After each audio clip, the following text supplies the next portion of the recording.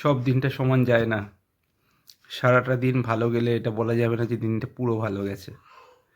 সারাদিন ঠিকঠাক কাজ চললো, কলেজও চললো,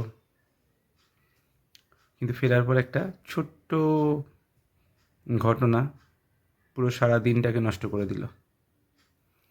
সেটা হচ্ছে